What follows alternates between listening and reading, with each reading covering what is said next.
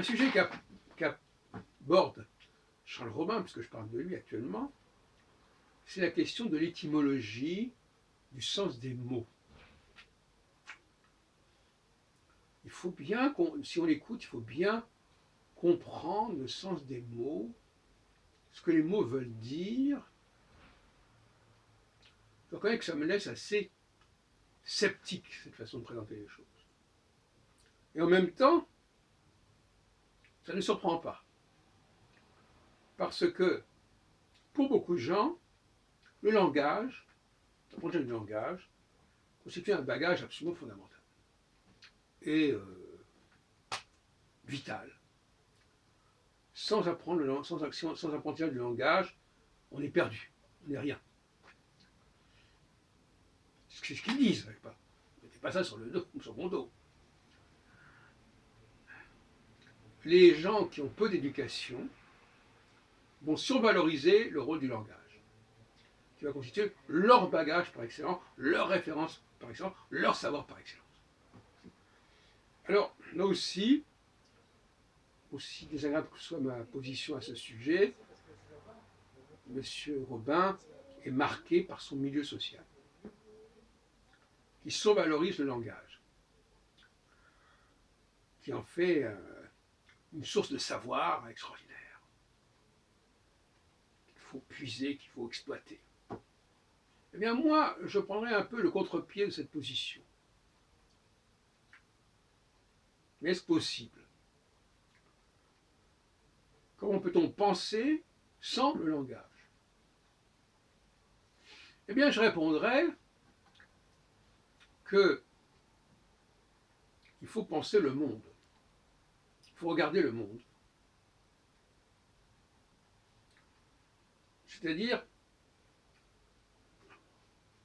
les choses, les objets, les gens, qu'on peut reconnaître, qu'on peut voir. Ce ne sont pas des mots, ce sont des êtres, ce sont des objets. C'est ce qu'on peut appeler des signifiants, des signifiés.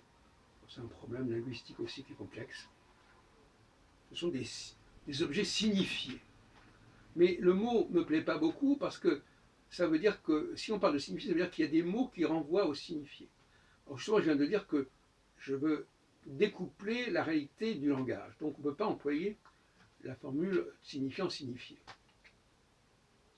qui voudrait dire que tel mot renvoie à telle réalité. Cela dit, je suis d'accord qu'il faut bien désigner les choses. On n'est pas non plus encore déjà dans le langage. Parce que finalement, désigner un chien, une table, à la limite, je les ai sous les yeux, pas besoin de les nommer. On ne nomme que ce qui n'est pas là. Le langage, ici, est de l'ordre de l'absence, de la troisième personne. Donc, je peux avoir des objets sous les yeux, et je n'ai pas besoin de les nommer, je les vois, je vois leur forme. Quand je vois un chien, je n'ai pas besoin de dire c'est un chien. Je vois bien que c'est un chien, je vois bien que c'est un animal particulier, et j'en vois d'autres qui se ressemblent, et je dis ils sont pareils. Pas besoin de les appeler chiens en français, dog en anglais, etc. Donc la réalité elle-même nous parle quand elle est en face de nous, quand on la regarde. Et notre cerveau, il voit des objets, il voit des êtres, il les distingue, il les compare. On n'est pas dans le langage. On compare des choses, on voit des répétitions, on voit des objets qui se ressemblent. Point final. Et le cerveau peut enregistrer cela.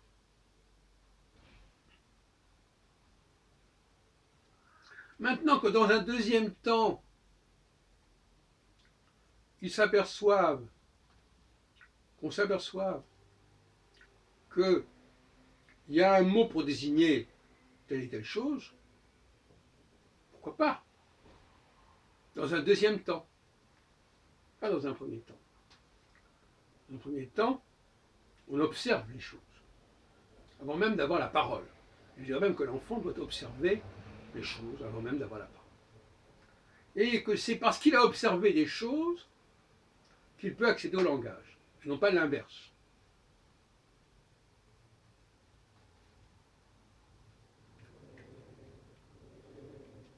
Il peut penser, il peut voir des relations, des rapports entre des objets,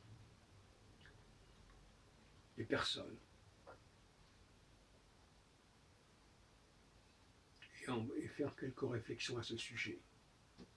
Se faire des réflexions. Tant qu'on n'est pas en train de communiquer avec autrui, est-ce qu'on a vraiment besoin du langage? Et quand on peut montrer à autrui la chose dont on parle, on a besoin du langage. Ceci, cela, je montre, je pointe du doigt avec mon index qui indique où ça doit. Et après.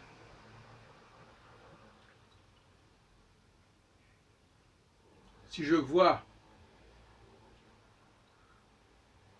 si j'observe, je note que des personnes appartenant à des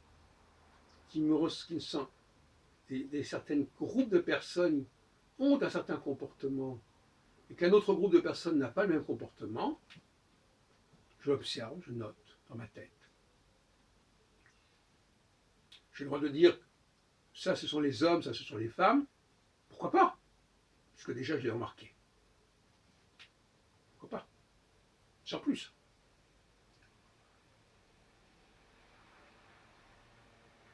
Maintenant que je réfléchis sur les relations entre les hommes et les femmes, pourquoi pas?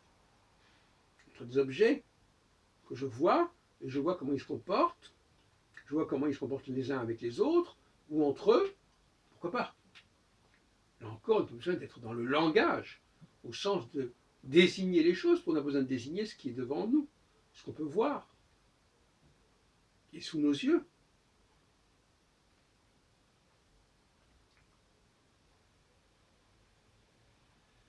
Est-ce qu'on a besoin pour penser, pour philosopher, d'avoir lu Platon, Hegel ou Schopenhauer ou Nietzsche? Cela dit, on peut éventuellement parler par la suite, s'apercevoir que nos réflexions recoupent celles de tel et tel auteur.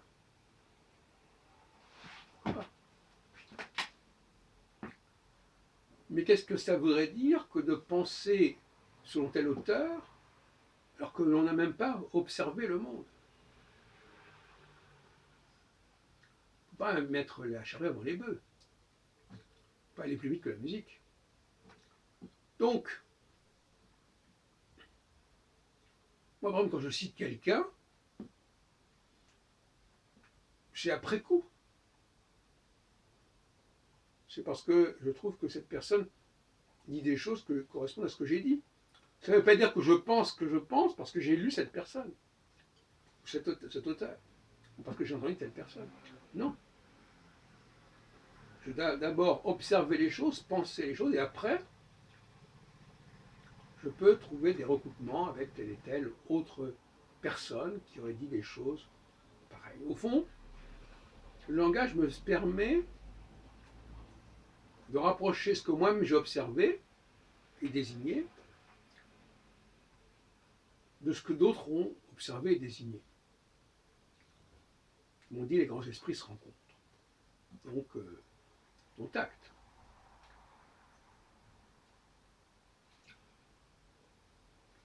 Alors, on me dirait, oui, mais enfin, il faut quand même employer certains mots, penser.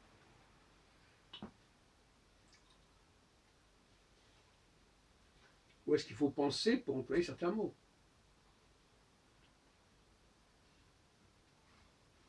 Voilà, on en reste là sur ce sujet. On verra par la suite.